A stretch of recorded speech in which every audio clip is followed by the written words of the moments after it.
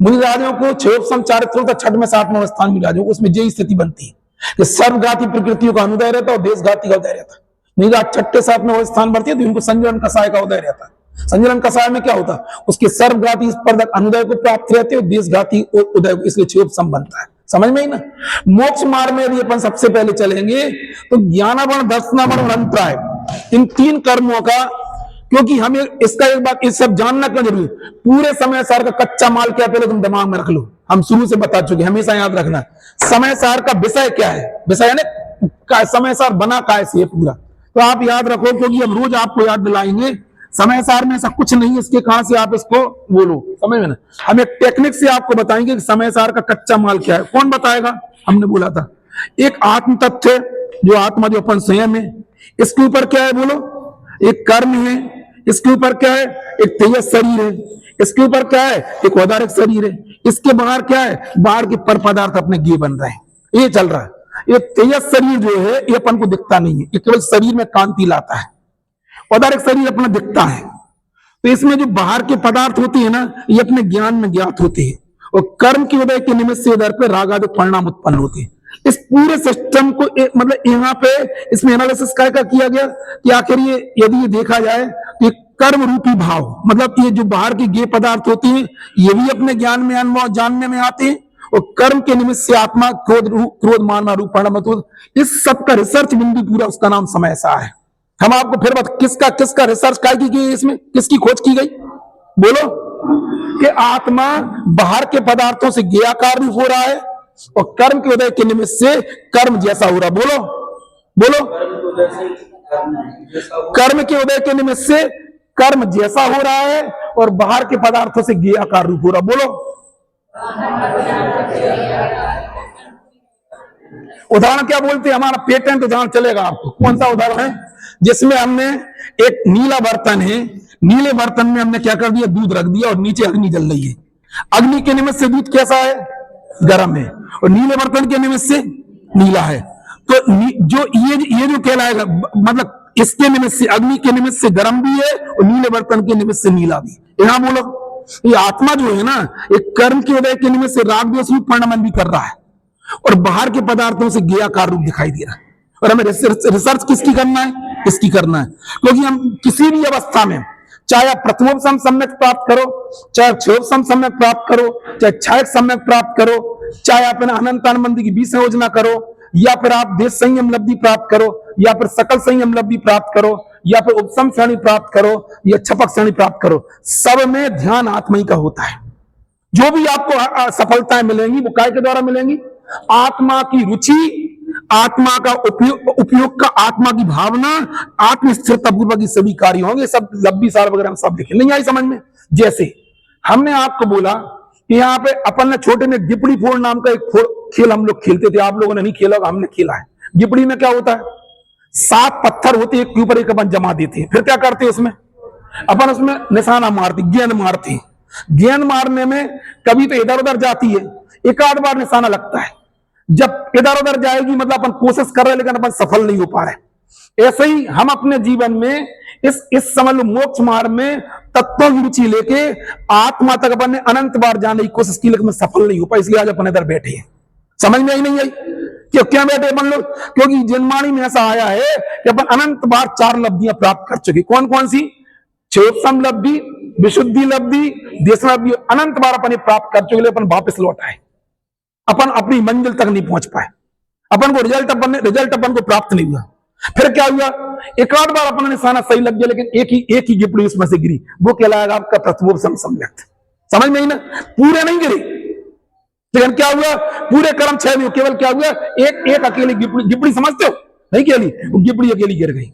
ऐसे ही जब अपन मोक्ष मार्ग में तत्वरुचि पूर्वक, तत्व ज्ञान पूर्वक जब आत्मा की भावना भाते हैं, तो उसमें जब क्या होता है, मिथ्यात्व और अनंत आनंदी इनका केवल अंदर हो जाता है, उस समय आपको प्रथमोपम सम्यक प्राप्त हो जाता है। समझ में आई नहीं आई, अकेली उसके साथ नहीं हो, उसके अलावा अन्य जो अन्य प्रकृतियां होती, कुल मिलाकर 41 कर्म की प्रकृतियां बनना रुक जाती, नहीं आई समझ में।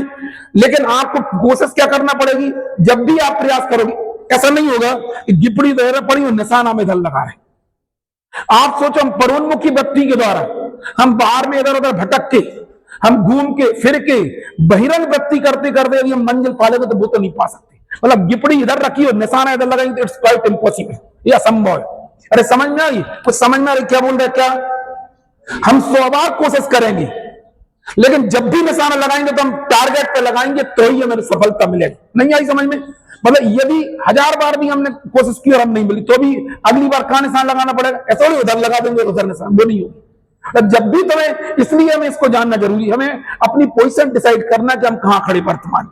इसके लिए क्या बोल रहे हैं समझ में? इसके लिए तो अपन को हमें अभी पढ़ क्या रहे अपन लोग, आत्मा कर्मों के साथ में, बोलो, आत्मा कर्मों के साथ में और रागादिक के साथ में एक जैसा हो रहा है, और ज्ञों के साथ में कैसा हो रहा है? ज्ञाकार। अपन पढ़ क्या रहे हैं कि आखिर ऐसे कौन कौन से कर्म है जिसके कारण से आत्मा कर्मों जैसा दिखाई दे रहा है? बोलो क्या पढ़ रहा है अपन? तो उन कर्मों की क्वालिटियां क्या क्या है, उसके लिए अपन इतना सवाल विस्तार से आज हम और लेंगे कर्म वाला, फिर कल से अपन कोशिश करेंगे अपन उस विषय को पूरा करें। समझ में ना? तो क्या पढ़ रहे हैं आज अपन? ऐसे कौन कौन से कर्म है जिसके निमित्त से आत्मा कर्म जैसा किया जा रहा है? कौन कौन से कर्म बताया अपन ने? 2 प्रकार की। कौन कौन से? देशघात नहीं, पहले घातीय और अघातीय। अघातीय कर्म क्या करते हैं? बाहर की सामग्री प्रदान करते हैं। घातीय कर्म क्या करते हैं? जीव के गुणों का घात करते। फिर घातीय कर्म कितने भेद पड़े? कौन कौन से? और सर्वघाती। फिर देशघाती में भी क्या कितने प्रकार के स्पर्धक पाए जाते हैं? देखो कौन कौन से? स्पर्धक की परिभाषा क्या बताई थी? वो बताया दे रहा है, अच्छे से बताया दे रहा है। हमने आपको एक बात बोली थी, ये बहुत व्यवस्थित वो बना लेना, और हम तो उसके साथ साथ में आपको जरूरत हो तो हम उसमें भेज देंगे, तो आप अपने लिए जितना आप बनाओगे ना, हम तो इस जीवन के इस मोड़ पे भी आके आप लोगों के साथ में हम उसके नोट्स बना रहे हैं। बना इसलिए केवल आपको उपयोगी लगे, मुझे कोई दिक्कत नहीं है।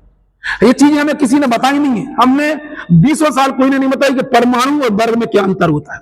कोई नहीं बताता था, समझ में भी नहीं आता था। आज हम आपको रेडीमेड ये बात बता रहे हैं। ये कहलाता, फिर बोला, ये कहलाता है परमाणु। क्या कहलाता है? परमाणु। इससे क्या बनते हैं? बोलो, अभी स्कंद बनते हैं। यही परमाणु जब कर्म की फिलॉसफी में जाएगा तो क्या कहलाएगा? ये वर्ग कहलाएगा। क्या कहलाएगा? ये वर्ग कहलाएगा। कर्म की फिलॉसफी में क्या कहलाएगा? और 6 द्रव्यों में क्या कहलाएगा? ये परमाणु।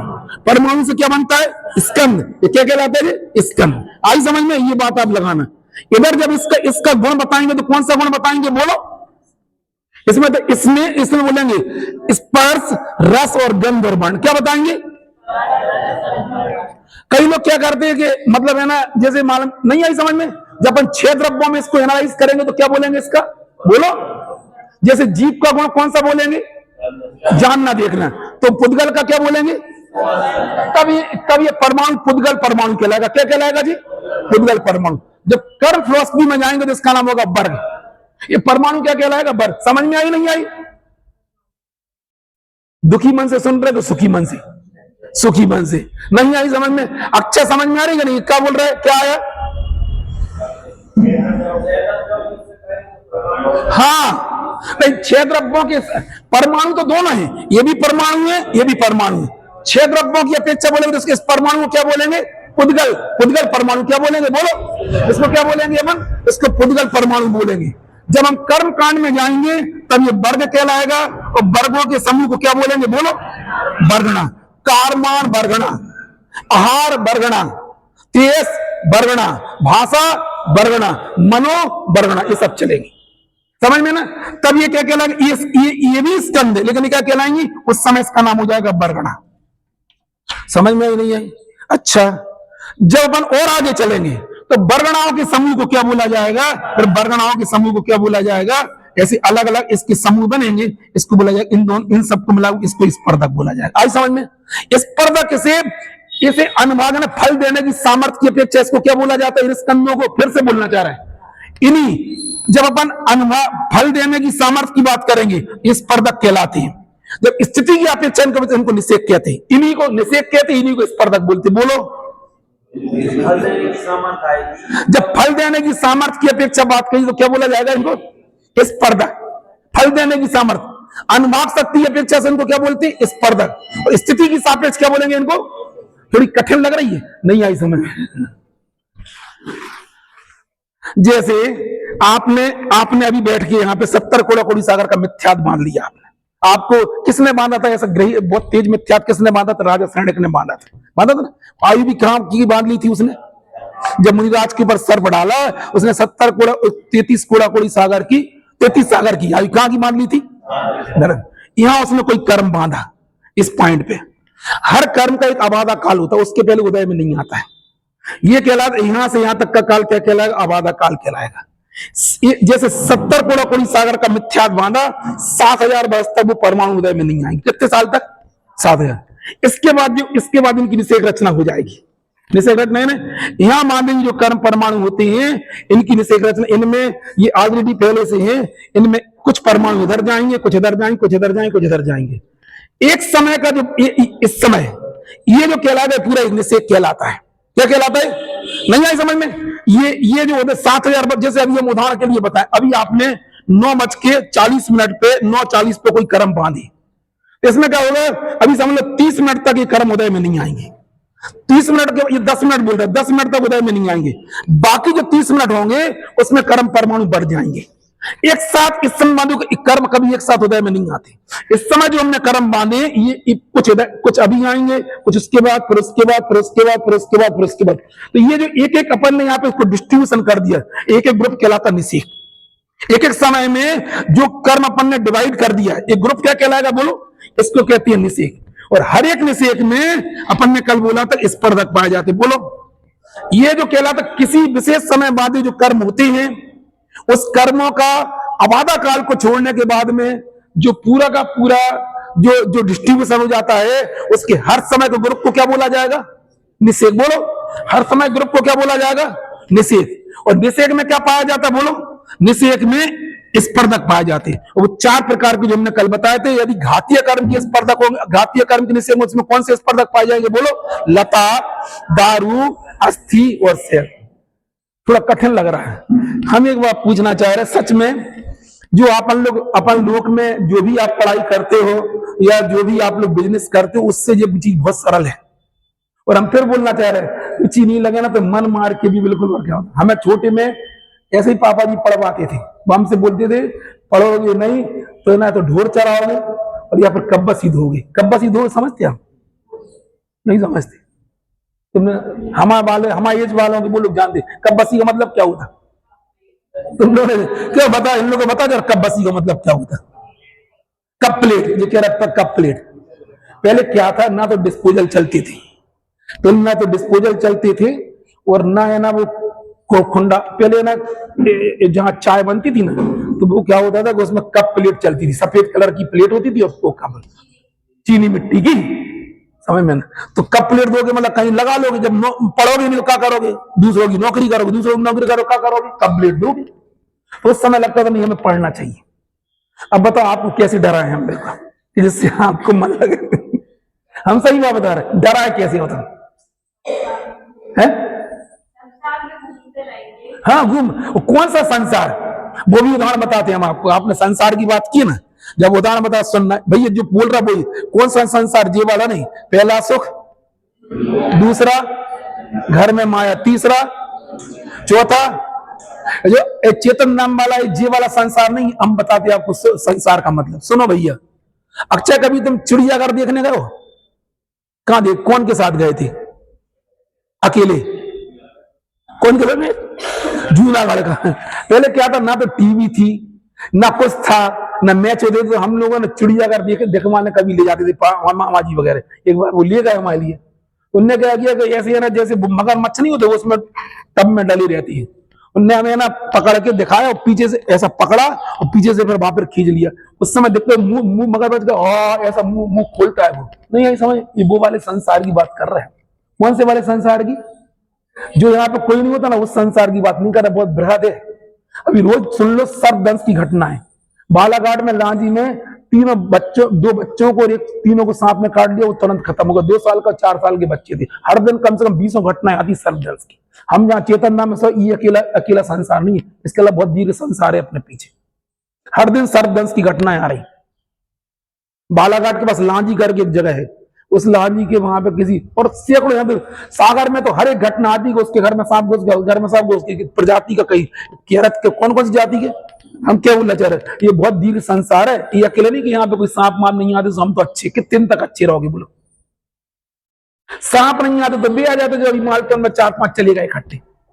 इसलिए गाड़ी में बैठने में भी कॉलर खड़ी नहीं करना। कॉलर समझ में, कॉलर है क्या है अहंकार, कि मैं चौड़ा, ये देखो जो बस में ठस के जा रहे हैं, बिल्कुल खड़े होकर जा रहे हैं, कंडक्टर ने बेचारो सीट नहीं दे रहा, हम तो कैसे जा रहे हैं, ऐसा कभी नहीं करना। गाड़ी में बैठो ना तो विनम्रता से बैठना, पुण्य की वजह से मिली है, और जहां जाओ उसका प्रतिक्रमण करना।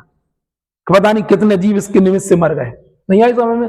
इतने विशुद्ध भाव से करोगे तो अपना कुछ होगा। युद्ध तो भरत चक्रवर्ती ने भी किया था, लेकिन 5 बजे के बाद में उसके बाद वो अपने ना युद्ध हमेशा रुक जाता था और सामायिक करते थे। वो उनकी रानियां ऐसी लगती थी मानो हर जी कहां हूं, कर अष्टान का पर्व आदि में। तो अकेला तुमने उनका एक व्यक्तित्व देखा है, दूसरा व्यक्ति 700 वर्ष तक व्रती रहे थे, प्रतिमा धारण करके श्रावक के रूप में रहते। अपन को ये दिखता है अंतर्मूर्ति में उन्होंने केवल ज्ञान ले लिया, उसकी पूरा लेख है मेरे पास में। 700 वर्ष तक वो प्रतिमाधारी बन के रहे थे, प्रतिमाओं का पालन किया था उन्होंने। समझ में आई ना। एक लेख छपा था, इन्हीं डॉक्टर साहब के साले साहब ने एक लेख छापा था। अपन को उनका केवल वो दिखता, कौन सा वाला, तो अंतर्मूर्ति में कपड़े उतारते उतारते केवल ज्ञान। अरे समझ में आई ना, कौन से संसार की बात कर रहे, अरे कौन सा संसार, वो जो मुंह फाड़ता है बिल्कुल, तब समझ में आएगा वो संसार नहीं जो अपन। तो हम क्या बोलना चाह रहे, इस पूरे थ्योरी से आप कुछ पकड़ में आ रही बात, क्या मतलब हम जो बांधते हैं, हाँ, तो वो एक बार में पूरा फल नहीं, एक बार में नहीं आता, अलग अलग समय में, वो एक समय की संतति है। हमने इस समय जो कर्म बांधा, इस समय जो हमने कर्म बांधा, ये अबाधा काल को छोड़ के पूरे समय में डिस्ट्रीब्यूट हो जाएगा। जितने समय में, जितने समय का भी उसने स्थिति को, उस समय में उदय में नहीं आएगा, हाँ, वो अबाधा काल कहलाएगा। उसके बाद पूरे में बढ़ जाएगा जी। सबकी अलग अलग स्थिति है। हाँ, 33 सागर तक क्लियर है, 33 सागर तक उदय, मतलब यहां से शुरू हो गया वाला। अरे हमने बोला 7000 वर्ष के बाद चालू होगा उदय, तो अभी भी आ रहा है, लेकिन पुराने पूर्व के बने हुए कर्मों का, आप समझो उसकी संतति। अभी हम केवल किसी विशेष समय की बात कर रहे हैं। इस समय में जो कर्म माना ना, इस अबाधा काल को, बाकी विशेष तो उसके अभी भी यहाँ मौजूद है, वो पूर्व में मानी हुए कर्म नहीं आई समझ। एक कर्म की संतति निरंतर चल रही है, हम किसी पर्टिकुलर जगह को डिफाइन कर रहे हैं। इधर जो हम कर्म बांधेंगे अबाधा काल को छोड़ के, ये आपको बहुत पढ़ना, तो उसकी हम कर्म कांड अलग बताएंगे।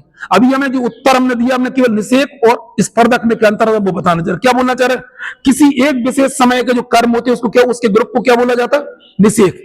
जो उदय में आने वाले, इसमें पाए जाने वाले जो कर्म परमाणु, उनमें क्या पाया जाए, उनको स्पर्धक। स्पर्धक काय से मिलकर बनी, वर्गणाओं से।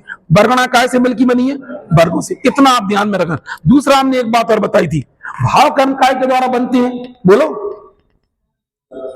ज्ञानावरण, दर्शनावरण और अंतराय। इन 3 कर्मों को देखने में से जीव को या तो अज्ञानता रहेगी, मतलब या तो स्वभाव प्रकट नहीं होगा, और या फिर प्रकट होगा तो क्या होगा, वो ना प्रकट होगा, वो स्वभाव का अंश कहलाएगा। तो भाव कर्म काय के द्वारा बनता है, मोहिनी कर्म के द्वारा बनता है। किसके द्वारा बनता है, मोहिनी कर्म के द्वारा। अब थोड़ा सा मैं कौन कौन से कर्म होते हैं और वो कौन कौन से फल देते हैं, वो हमें थोड़ा सा आपको बताना था, वो समझ में ना। ये तो आपको पता है ज्ञानावरण कर्म क्या करते हैं। कल एक रात को एक बात और आई थी, दर्शनावरण कर्म का क्या कार्य है, कुछ पता है? दर्शनावरण, ज्ञानावरण कर्म का क्या कार्य है, ज्ञान की प्रकटता अप्रकटता। ज्ञानावरण कर्म की वजह से ज्ञान, ज्ञानावरण कर्म की वजह से ज्ञान अप्रकट रहता है, और ज्ञानावरण कर्म की वजह से ज्ञान अप्रकट रहता है। उदय से अप्रकट रहेगा और क्षयोपम से प्रकट रहेगा। दर्शनावरण कर्म का बहुत बड़ा रोल है, जो हम अभी आपको बताना चाह रहे हैं। क्या होता है दर्शनावरण कर्म की, ज्ञानावरण कर्म कितनी प्रकृतियां हैं, संकेत कितनी है, और दर्शनावरण कर्म की 9। अब जरा आप विचार करो कि दर्शनावरण कर्म का क्या रोल है। जैसे हमने ये आत्मा है, इसका ज्ञान दर्शन का व्यापार चलता है। अपने दो व्यापार हमें चलते, कौन कौन से, उपयोगो लक्षण, ये जीव का लक्षण है, तत्व सूत्र में दिया है। उपयोग किसे कहते हैं, बोलो, तुमने पढ़ा है, ज्ञान दर्शन के व्यापार को। तो ज्ञान, दर्शन और व्यापार। ज्ञान तो ज्ञान गुण का परिणाम है, दर्शन दर्शन गुण का परिणाम, और व्यापार चारित्र गुण का परिणाम है। बोलो बोलो, ज्ञान गुण का परिणाम, ज्ञान रूप, दर्शन गुण का परिणमन दर्शन रूप, और प्रवृत्ति ये चारित्र। एक शब्द बोलोगे तो उपयोग बोलोगे, और 3 शब्दों में तो ज्ञान दर्शन के व्यापार को निरंतर अपना व्यापार चल रहा है। अब क्या होता है, हम आपको देख रहे हैं, ये क्या कहलाएगा, ये हमारा ज्ञान उपयोग कहलाएगा। इधर से हटके हमें खुद भी चली तो हमारा उपयोग इधर चला गया, इसके बीच में दर्शनोपयोग हो जाता है। इसके बीच में हर ज्ञानोपयोग के पहले दर्शनोपयोग होता है। सामान्य नहीं आई समझ में? दर्शनोपयोग मतलब, अब दर्शनोपयोग और ज्ञानोपयोग में क्या अंतर है? कोई पूछे। सामान्य प्रतिभास का नाम दर्शनोपयोग होता है और विशेष प्रतिभास का नाम ज्ञानोपयोग होता है। जैसे हमने यहां पे कुछ गिराया, तो कुछ गिरा ये दर्शनोपयोग है, क्या गिरा ये ज्ञानोपयोग है। नहीं आई समझ में? क्या बोलना चाह रहे? कुछ गिरा, कुछ है, ये क्या कहलाएगा, और क्या है इतने भी आप समझो, क्योंकि इसमें आवाग्राही आवाधारणा इतना हम बता नहीं चाह रहे। जिसमें सामान्य प्रतिभास होता है वो क्या कहलाता है? दर्शनोपयोग। अच्छा कठिन तो नहीं लग रहा बेटा? लगे भी ना तो तुम समझना कि हमें तो इसके अंदर जाना है बस, क्योंकि इसके बगैर कल्याण नहीं हो सकता। फिर नहीं तो वही दुख 4 गति 84 लाख योनि के पक्का। जब भी हो तो कहां देख लेना अपने आप को, 84 लाख योनि दिख जाना चाहिए। नहीं आए समय में? स्कूल की पढ़ाई नहीं करोगे तो क्या बनाओगे? गधे बनेंगे। इधर की पढ़ाई नहीं करोगे तो क्या बनेंगे? क्या करेंगे? राजेश बोलो बोलो। जो घटनाक्रम पर वो बैराग दिला रहा तुम्हें, वर्तमान में नहीं दिला रहे। ऐसा लगता है कि यहां आ जाना चाहिए अपन को जिनवाणी के साय में आ जाना चाहिए। जो भी घटनाक्रम अपन चारों तरफ बन रहा है। हाँ देखो हम क्या क्या, क्योंकि हम नहीं, हमारी बात तो सुनो, हम तो इसी के बीच बीच में आपको बता देंगे, क्योंकि हम एक एक चीज, क्योंकि हमारे पास बहुत सारे सजेशन आ रहे हैं, हम उसको पढ़वाने बैठे तो वो आप घर में पढ़ो आप, क्योंकि हमारे पास यहाँ मिक्स क्लास है। ऐसे लोग भी हैं जो ऑलरेडी है ना 20 साल से पढ़ रहे हैं, इसलिए हम इस मिक्स क्लास में आप समझो, हम जो जरूरी चीजें बताते चले जा रहे हैं आपको, बाकी अपन बीच बीच में भी आप पूछोगे तो हम सब बताएंगे। अभी हम आज आपको बताना चाह रहे हैं, तो क्या बोला अपन ने? सर्वघाती और देशघाती। तो सर्वघाती प्रकृति क्या करती है? आत्मा गुणों का घात करते, वो क्या कहलाती? सर्वघाती प्रकृतियां। उसमें अभी मैंने कौन सा कर्म लिया? अभी 3 कर्मों का छेद सम तो अपने पास पहले से चल रहा। अब कौन सा कर्म की बात कर रहे हैं? मोहिनी कर्म। मोहिनी कर्म के कितने भेद होते हैं बोलो? अभी दर्शनोपयोग क्या कर रहे हैं? कौन कौन से भेद होते हैं? दर्शन मोहिनी और चारित्र मोहिनी। चारित्र मोहिनी। अब इन दोनों का क्या काम है? ये आत्मा है, इस आत्मा के ऊपर दर्शन मोहिनी कर्म क्या करता है? चारित्र। इसका हमेशा उदय चल रहा है। 3 का तो क्या चल रहा है? छोट सम। क्यों? कौन का? उससे अपने को आत्मा का कोई दिक्कत नहीं हो रही, केवल गुणों का घात हो रहा है, लेकिन फिर भी गुण प्रकट है। अब मोहिनी कर्म में कौन सा कर्म है? दर्शन मोहिनी और चारित्र मोहिनी। दर्शन मोहिनी का क्या काम है? मैं तुझे बता दू, कोई बता सकता दर्शन मोहिनी का क्या काम है? बोलो अक्षय बोलो, दर्शन मोहिनी कर्म का क्या कार्य है? नहीं, हमने बोला दर्शन मोहिनी कर्म का क्या कार्य, इतना ही बोलना आपके लिए है। सबसे उसका सबसे अतत्व श्रद्धान, तत्वों के प्रति अरुचि का परिणाम होना। कुंदकुंद आचार्य ने कहा था तत्व रुचि सम्यक्त है। तो तत्व की अरुचि क्या है? ये बिल्कुल 100% लगा लेना। तत्वों के प्रति अरुचि चल रही, मतलब तुम्हारे लिए क्या चल रहा? तुम्हें मिथ्या दर्शन का उदय चल रहा। बस अपने आप को बुला देना, ये भी मिथ्यात्व का, ये भी दर्शन मोह का कार्य। अपनी रुचि नहीं रखना, ये भी दर्शन मोह का कार्य। प्रोजन को तत्व में रुचि नहीं रखना, ये भी दर्शन मोह का कार्य। ये इतना कार्य आपका सब काम में मन लगे, इस काम में मन नहीं लगेगा, काम में नहीं लगेगा, तत्व में मन नहीं लगेगा आपको। अभी आप पूजन करा लो, आप 150 पूजन कर दो, यात्रा करवा लो अभी आपसे, लेकिन इसमें मन नहीं लगे, इसीलिए हम संसार भटक रहे हैं। ये कौन का काम है? दर्शन मोह नहीं करना। अपने को अपन पढ़ते मोह महामद पियो अनादि भूल। आपको इसका क्या काम है? बोल इसी में से बोल के बता, 6 डाले में से बोलो। मोह महामद भूल, आपको क्या अर्थ है इस लाइन का? बोलो। अरे खुद ही बोला ना, मोह महामद। मोह है मोह रूपी, वो मोह का मतलब मोह लगाना। आप मोह का मतलब होता है दर्शन मोह, चारित्र मोह लगाना। अपने आप को भूल के, इसका मतलब है कि यदि हमारा मोह कैसे टूटेगा? अपने मतलब 6 डाला का सिंपल सा तर्क आपको समझ में क्यों नहीं आ रहा? क्या मोह महामद भूल, आपको आप यानी कौन? अरे तो सेम तो ठीक है, आप यानी कौन? बोलो। हम ये बताते हैं, हमें आप जितने लोग आज आ रहे हैं ना, कितने आज हम बताए, जैसे 3 4 5 6 7, आप में से हम देखते हैं कि 1 साल तक कौन यहाँ पे बना रहता है, ये लोग पक्की बात है। उसका रीजन बता रहे हैं। अभी आपको कोई काम आ जाएगा, चलो तो चलो, ऐसे भटकने के बहुत सारे चांस हैं। रीजन क्या है, जिसको संसार का उसी को इस कमरे से मतलब, तो बाकी लोगों का मन ही नहीं लगेगा। 100% हम बात बता रहे हैं। आप यहाँ आ रहे इसलिए हम आपका मापदंड नहीं कर रहे। आपको तत्वों के प्रति रुचि होगी ना, तो आपको जरूर आपको है ना इस यहाँ के अलावा कहीं जाने का मन ही नहीं करेगा। समय नहीं आई समय में, बाकी आप धीरे धीरे हट जाओगे, छट जाएंगे सब जगह। ये बात 100% बता दें, मन नहीं लगेगा। आप सोचोगे, एक बात बता दें, दुनिया में हर चीज का वैकल्पिक उपाय है, मोक्ष मार्ग में तत्व ज्ञान और वेद विज्ञान का कोई वैकल्पिक उपाय नहीं है। ये दिमाग में रख लेना। वैकल्पिक उपाय समझते हो? अभी क्या लाइट चली गई ना, लाइट चली गई तो क्या होगा? अब नहीं, इन्वर्टर तो छोड़ो, इन्वर्टर भी चला जाए, इन्वर्टर की बात कर, लाइट चली जाए तो क्या करोगे? अरे घर में मिक्सी नहीं है, क्या करोगे? हैं क्या करेंगे? सलबट्टा, अच्छा खलबट्टा सिलबट्टा। और मशीन, वाशिंग मशीन नहीं चलेगी तो मुगरिया चालू है नहीं है, और चक्की नहीं चलेगी तो हाथ की चक्की चलेंगे, कचू भी खा लेंगे। ये सब विकल्प है ना। मोक्ष मार्ग में वेद विज्ञान का कोई विकल्प नहीं है। आज राकेश पूजन में मन नहीं लगा ना, आज सोचा भाई साहब रोज हो गई देव सदगुरु, आज तो परमात्मा पूजन करो। अब बीना में करो, अब चलो भोरा सा चलो, चलो भैया भोरा सा चलो। अब भोरा सा रोज रोज हमें सब पास ही में, अब तो थोड़ी दूर हो, चलो चलो अब एक आध दिन होते, चलो कितने चलो और कितने ले चलो। अब इतने रोज द्रोणगिरी जात जब तक आज शिखर जी चलो। अब शिखर जी तो हर साल है यार, अब चलो तो चलो दक्षिण चलो। अब दक्षिण तो जाहिर, अब तो महाराष्ट्र की वंदना कर भी चलो। अब महाराष्ट्र तो जाहिर अपन गुजरात के मंदिर करेगा, गुजरात तो हमेशा जाहिर, अब तो राजस्थान चलो। ये सब क्या है? इसमें नहीं है, इसमें एक ही चीज है, केवल वेद विज्ञान और वेद विज्ञान समय सार केवल इसी लिए। टॉपिक कुछ भी करो, दृष्टि आत्मा पे रहना चाहिए। नहीं आई समझ में? टॉपिक आप कुछ भी करो, जैसे आईएएस करता है कोई, आईएएस जो होता है वो आईएएस का एग्जाम देता है, वो एमए, वो आर्ट्स से भी हो सकता है और इंजीनियरिंग से भी हो सकता है, लेकिन दृष्टि उसकी लक्ष्य पे रहती है। क्या पढ़ रहा है ये मुख्य नहीं है, दृष्टि किस पे मुख्य। पढ़ने में दिक्कत नहीं है, काम करने में दिक्कत नहीं है, जाने में दिक्कत नहीं, यात्रा करने में दिक्कत नहीं। प्रश्न होता है कि मैं दृष्टि किस पर्पज से जा रहा है, जहां जाओ जो करो जैसा करना हो करो, दृष्टि आत्मा पे रहना चाहिए। आत्मदृष्टि अपने अंदर प्रकट करो। जैसे हमारे घर में बच्चा होता है, चाहे घर में रहे चाहे बाजार में रहे, दृष्टि बच्चे पे रहती। ट्रेन में भी जाते हैं अपन, बातें कर रहे हैं, वहां कहा रहेगी, तुम लोग तो अच्छे से परिचित हो, अपन बातें कर रहे हैं और बच्चा किसकी, कांच की तरफ जा रहा है, गेट की तरफ। जल्दी से जैसे गेट के पास पहुंचेगा तुरंत उसको पकड़ के ले आते। काय ले आते भैया, तुम तो बातें कर रहे, तुम्हें कैसे पता बोलता है? अपनी दृष्टि, इसको दृष्टि बोलती। बोलो दृष्टि का मतलब, जिनके बच्चे छोटे हैं वो समझ सकते आत्मदृष्टि का मतलब क्या होता।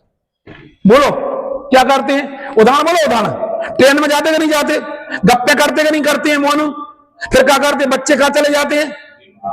बाहर नहीं जाते, गेट की तरफ जाते हैं। और कितनी दूर तक, कब तक नहीं टोकते अपन उनको? जब तक गेट के पास नहीं तब तक तो तुम्हें कैसे मान जाता है गेट के पास पहुंचने वाले? जैसे ही पहुंचते पकड़ के उसकी करब है कहा जाता है। तो यही हम इसको बोले दृष्टि। जैसे अपनी संतान पे अपनी दृष्टि रहती है, जिसको आत्मदृष्टि प्रकट, उसकी दृष्टि हमेशा आत्मा पर, चाहे वो कुछ भी काम करे, चाहे तीर्थ यात्रा चले, क्योंकि मुझे पता है इसको दृष्टि बोलती है। हम नहीं समझा पा रहे आत्मदृष्टि का मतलब। यही समय सार में दृष्टि कराई गई, रुचि कराई गई है। अपने आप को पहचानो, कोई कुछ सब छूट जाएगा, केवल आत्मा आपके साथ जाएगा। तुम्हें समझ में आई दृष्टि का मतलब? नानू समझ में ही ना गए कभी यात्रा पे बच्चे के साथ, क्या करते है? नजर यानी उपयोग रहता है कि दृष्टि रहती? अच्छा तुम खाना खा रहे, तुम्हारी मिसेस खाना खा, बच्चे सब लोग खाना खा रहे हैं, फिर जे अलग से तीसरी चीज उपयोग तो खाने पे लगा है। ऐसा नहीं होता कि खाना इतने खा रहा है, कान में डाले तो खाना मुंह में जाता का नहीं जाता? ये कह रहा खाना खाते हैं, खाना मुंह में जाता क्या इधर जाता? उपयोग काय में लगा? खाने में। वो दृष्टि काय पे लगी? बनाने में नहीं। अरे यार तुम लोग कहा की कहां पहुंचे थे? अरे उपयोग खाने में लगा है, वो दृष्टि बच्चे पे लगी। अरे समझ में आएगा नहीं आई? काय पे लगी? क्यों लगती है? क्योंकि उसका कुछ बिगाड़ ना हो जाए। ऐसे ही मोक्ष मार्ग में चलने वाले जीवों की, चाहे वो पूजा करें, चाहे स्वाध्याय करें, चाहे कुछ भी करें, दृष्टि आत्मा पर, इसको आत्मदृष्टि बोलती है। क्योंकि हमें पता है इस 3 लोक में 3 काल में केवल सहारा केवल हमारा आत्मा है। कुछ साथ में नहीं जाएगा, सब छूट जाएगा। स्त्री पुत्र कुटुंब ये सब छूट जाएगा। ये शमशान घाट की राख की परवाह ही छूट जाएगी, आधा किलो राख बन जाएगी इसकी। बचेगा क्या? ये आत्मा और कर्म को साथ में लेकर चली जाएगी। आप दृष्टि का मतलब समझो, दृष्टि का मतलब उपयोग नहीं होता है। उपयोग तो जब कहलाएगा जब तो उसे पकड़ने जाओगे। लेकिन खाना खाते में भी जो हमारी अंदर की एक पेन, इसको तीसरा नेत्र बोलते, वो बच्चे की तरफ लगी रहती, वो आत्मदृष्टि। या मोक्ष मार्ग में बताओ जरा, बोलो बोलो। आप कुछ भी कर रहे, जिसको एक बार सम्यक दर्शन हो जाता है उसको आत्मदृष्टि प्रकट हो जाती है। आदिनाथ भगवान 83 लाख पूर्व तक घर में रहे थे, लेकिन उनको सम्यक दर्शन था। दृष्टि हमेशा आत्मा पे थी। तो मैं देख रहा हूं वो राजकाज में चल रहा है। इससे बेहतर दृष्टांत मेरे पास कुछ नहीं है। सबसे अच्छा दृष्टांत दिया 6 डाला में। क्या दिया? नगर नारी को प्यार ही कादे में मन। क्या अर्थ होता है? बोलो, नगर नारी का प्यार का मतलब क्या होता? बोलो, हमको पता है नगर नारी का प्यार। एक बहुत खोटा दृष्टांत दिया 6 डाला में। उसमें ऐसा दिया है कि जो नगर की क्या होती है, वो वेश्या होती है, उसके बाद सब लोग आते, वो क्या समझती है? बोलो, कि जी हमें चाह रहे, वो किसी को नहीं चाहता। वो किसको चाहती? ये पैसे। सम्यक दृष्टि सबके बीच में सब समझते जी हमें चाहते, किसी वो किसको? अपनी आत्मा को चाहता है। सुना नहीं सुना? नहीं सुना का? आज पढ़ के आना। अरे क्या लिखा 6 डाला में? दुखी मन से क्या बोल रहे? गेही पे गए मैं न रचे। कल याद करके आना जिलाए ने, गेही पे गए मैं न रचे, जलते भिन्न कमल है, नगर नारी को प्यार यही। कोई उदाहरण नहीं मिला कि उनको दौलत राम जी इतनी अच्छी, इसको मिनी समय सार कहा जाता, हर व्यक्ति उसको पढ़ने की प्रेरणा देता, वो कोई उदाहरण नहीं मिला। वेश्या के पास जो जाता वो यही बोलता कि ये वो यही समझता कि हमें वो किसी को नहीं चाहती। ऐसे ही राकेश, जिस दिन तुम्हें तत्व दृष्टि प्रकट हो जाएगी उस दिन तुम्हें बच्चे सब पूछेंगे, वो सोचेंगे हमारे पापा है, नानू कहेंगे हमारे पापा, मिक्की कहेंगे हमारे पापा, तुम कहोगे हम किसी के नहीं है, हम तो अपने आप के। नहीं आई समझ में? ये दृष्टि कहलाती। नहीं आई समझ में? तुम घर में जिस दिन तुम्हें आत्म दृष्टि प्रकट होगी, मम्मी कहेंगे जी हमारी मोड़ी, जी हमारी मोड़ी, वो कहेगा जी हमारे पर कुछ नहीं, हम किसी, हम तो केवल अपने। ऊपर से देखने पर सबकी और अंदर से ये कहलाती आत्मदृष्टि को सम्यक दर्शन बोलती। आप खुद महसूस कर सकते। क्यों? आपके घर में एक संतान उत्पत्ति हुई, आपको समझ में नहीं आता कि मेरी एक जैसे संतान उत्पत्ति हो जाने पर सारा ध्यान हमारा उस तरफ चला जाता है, आत्मा प्रकट होने पर ध्यान, इसी को प्रकट करने के लिए अपने समय सार किया चालू। राकेश समझ में? डोली कह रहे हैं कि राकेश हम आए, ये कह रहे कि हम आए, नानू वो बच्चा कह रहा है कि हम आए, तुम किसी के नहीं हो। कौन? ये है, ये सम्यक दृष्टि। वो रहता छलिया रहता सम्यक दृष्टि, वो नहीं समझता, वो सब समझते मेरे किसी का नहीं रहता। और मेरे दृष्टांत नहीं, सबूदी के दृष्टांत, वो किसी का नहीं होता, वो अपना होता है। सेल्फिश हो जाता अपने आप। दुनिया में सेल्फिश मत बनना, अपने लिए सेल्फिश बनना, क्योंकि हमें मोक्ष मार्ग में स्वयं अकेले निकलना। समझ में ही ना? अपन काय की बात कर रहे थे, 2 मिनट में बात पूरी। काय की भाव कर्म काय के द्वारा बनते? दर्शन मोहिनी का क्या काम है?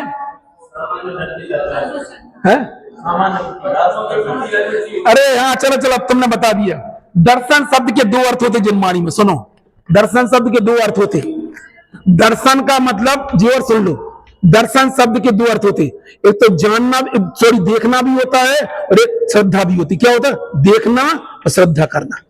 जब मोक्ष मार्ग की अपेक्षा बोलेंगे तब श्रद्धान लेते। सम्यक दर्शन का मतलब सम्यक श्रद्धान बोलो। और जब दर्शनोपयोग की अपेक्षा लेंगे तब देखना होता है। नहीं आई समझ में? हर ज्ञानोपयोग के पहले जो पदार्थ के संबंध में सामान्य प्रतिभास होता है वो दर्शनोपयोग कहलाता है।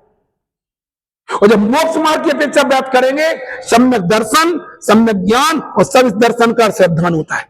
समझ में है ना? ये ज्ञान पूर्वक श्रद्धान होता है। वो वाला जो जानना देखना था वो जानने पूर्वक ज्ञान होता। फिर से सुनो, फिर से बोलना चाह रहे हैं। जो मोक्ष मार्ग में जिसका नाम सम्यक दर्शन होता है, क्या बोला? सम्यक दर्शन। ये सम्यक दर्शन श्रद्धा के परिप्रेक्ष्य में होता है। इसमें पहले ज्ञान होता है, फिर श्रद्धान होता है। और जब जानने देखने का व्यापार की बात करेंगे तब पहले जानना होता है, फिर देखना होता है। नहीं, पहले सॉरी, देखना होता है, फिर जानना होता है। पहले दर्शनोपयोग होता है, फिर ज्ञानोपयोग। बोलो, जब जानने देखने का व्यापार करें तब क्या करेंगे? पहले दर्शनोपयोग, फिर ज्ञानोपयोग। मोक्ष मार्ग की अपेक्षा विचार करेंगे तो पहले तत्वों का जानना होता है, फिर श्रद्धान होता है। समझ में आई या नहीं आई? ये सब बारीक चीजें हैं कि समझ में आ रही या नहीं आ रही? संकेत का तुम तो लग जाओ, अब तो पीछे नहीं हटना अपन है। हाँ, इसमें कर्म अलग अलग है। दर्शनोपयोग के लिए दर्शनावरण कर्म है, और इसके लिए मोहिनी कर्म है। जब सम्यक श्रद्धान की बात करें उसके लिए मोहिनी कर्म निमित्त बनता है, दर्शन मोहिनी। चारित्र मोहिनी की जब अपन अपने आप को भुला देते हैं, अपने आप को विस्मृत, अपने आप की रुचि अरुचि का नाम क्या होगा? दर्शन मोहिनी। इसका काम चारित्र मोहिनी कर्म का हमें अपन को पदार्थों में अच्छा और बुरा लगना। चारित्र मोहिनी कर्म क्या है? अपने को बुला करके पदार्थों को अच्छा और बुरा मानते हैं, इसको चारित्र मोहिनी कर्म बोलते हैं। सामान बता रहे उसके अपन 13 प्रकार के प्रकार होते हैं। फिर से बोले, इनका कहना है कि चारित्र मोहिनी कर्म का क्या कार्य? अपने को विस्मृत करके पदार्थों में किसी पदार्थ को अच्छा मानना, किसी पदार्थ को बुरा मानना, जो चारित्र मोहिनी कर्म का कार्य। बोलो बोलो। अपने को विस्मृत करवाना, अपने को भुलाना, ये कौन का काम है? दर्शन मोहिनी का। मिथ्यात का काम है। दर्शन मोहिनी मिथ्यात बोले एक ही चीज।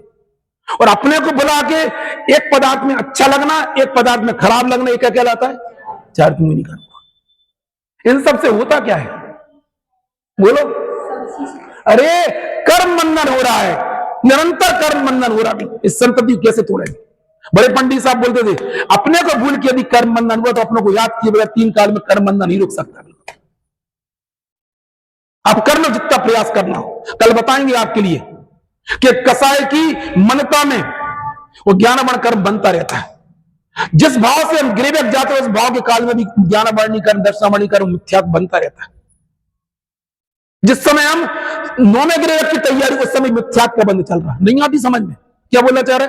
जिस समय जीव नौवे गिरेवेक जाने के लिए नौवे की आयु बांध देता है, 16 स्वर्गों के ऊपर, भवनात्र की नहीं बोल रहे, भवनात्र की नहीं बोल रहे, स्वधर्म स्वर्गों की नहीं बोल रहे, नौवे गिरेवेक तक की आयु बांध लेता, मिथ्यात्व का बंध चलता रहता है। केवल अपनी अरुचि है, बस तत्वों की अरुचि है, वो कसायती मंद कर लेगा। आपको लगना चाहिए ऐसा कौन सा पुरुषार्थ जो अभी तक हम संसार में रहे, कभी लगना चाहिए हम क्यों बार बार असफल हो रहे,